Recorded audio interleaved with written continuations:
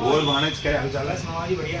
अरे यार अपना नहीं पेट में तकलीफ है, थोड़ा शरीर नहीं बनी रही है, तो थोड़ा शरीर बनने की दवा ववा के यार दवाई बड़े तुम्हारे दवाई। चकाचक एक चीज दूं, जो टॉनिक है तो बेहतरीन तरीका से बकरा बकरी भैंस गधो सूअर सबकी मतलब हेल्थ हाइट वगैरह इस कदर की कर दी ये अपना बहादुर भैया दो तो हाँ। देख लो एकदम चकाचक मजा हो जाएगा। एक बार तुम ट्राई करो एक बार।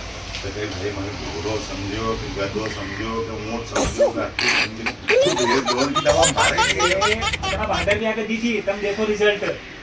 अब तो रिजल्ट तक बहादुर भाई कहीं बहादुर भाई तो कहाँ में हत्ती बड़ी है वो। तो तुम्हारी भी हेल्थ इस कदर की हो जाएगी, पूछो मत। मजो ही जाएगा मामा। इतनी ज्यादा शरीर भी नहीं मजो ही चाहिए। जाएगा मामा, मजो ही अरे जाएगा। नहीं नहीं अरे मामा मजो ही जाएगा, एक बार तो ट्राई करो मामा। नहीं नहीं बस फाइनल हुई है भैया, नहीं चाहिए तारा कहीं की दवा। यार,